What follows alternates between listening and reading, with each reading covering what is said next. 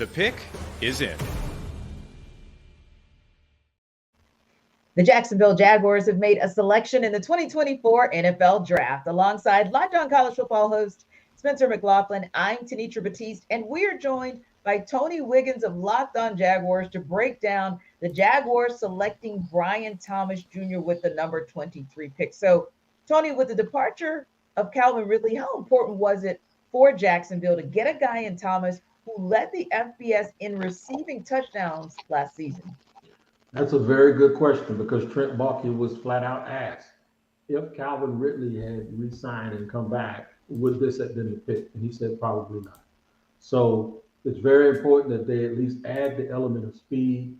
They've gotten bigger now with him in the draft and Gabe Davis in free agency. So if there's one thing to be alarmed about, they lost Juwan Taylor to free agency. They replaced him last year with Anton Harrison, and now they lose Calvin Ridley and they replace him with Brian Thomas Jr. That's not really like this elevation that you want to see, right? That's just replacing people instead of adding to them. So if there's a little bit of a nitpick, that's probably the only thing you can say.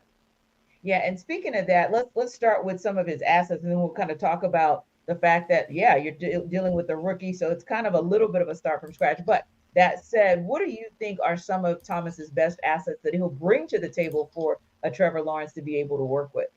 Well, his speed, the fact that he's so fast and he ran a sub 4.4, a 4.3, in fact, like a 4.32 at the combine. So he can take the top off the defense. And he has superior size at 6'4".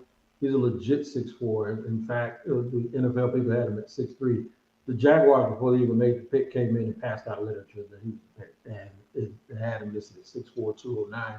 So once he gets in the NFL, a little bit of a big program in the NFL, you'll see him gain even more functional weight and probably carry it around 215 to 220 as his career progresses. But he gives Trevor Lawrence a bigger receiver that looks different from any of the other 6'1" receivers that he's had here. He's a legit 6'4" guy. He can go out and catch the ball deep and give him a big catch radius. And he's also a high point ball catcher. And the Jaguars receivers dropped a lot of passes over the last 2 years. So maybe he'll alleviate that problem and keep drives going. And what do you see is maybe that one area where you need to see him grow as he gets through training camp and gets up and running so that he is ready for Lawrence in this offense, maybe day one? Demetra, that's a great question. They have, a lot of people have spoken about him needing to be more of a more mature route runner, but Trent Baalke said tonight that he eats up the whole route tree. So obviously they see something in him that others don't necessarily see. And it may have just been asked, it may have been just like Trayvon Walker. It's what he was asked to do. They said they're eager to get him in and get their hands on him because even though he played in the SEC, it's still not the NFL. He's going to see coverages that he's never seen before. I just think he just needs to get ingratiated with everything. There's not going to be a real rush to really bring him along, although you do expect to see some impact in year one.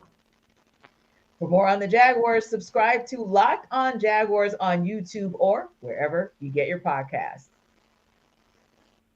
And Spencer, of course, Brian Thomas is another one of those guys who is one of those wide receivers that came in that second run of wide receivers. What do you see in him that, say, was still worthy of a first-round pick, and maybe where do you see him needing to develop?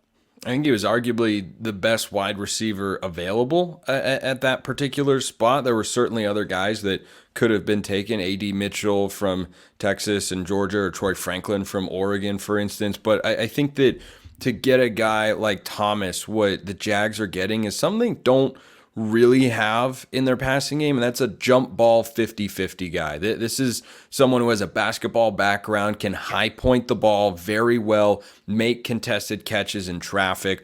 He's got the speed to go over the top. I think that's probably where he's going to live. You know, fade routes, 9 balls, deep posts, that's where he is most poised to thrive, because I think the Jags have got other weapons that can work the short and intermediate routes, and he's going to be able to come in and be that deep threat right away. Indeed.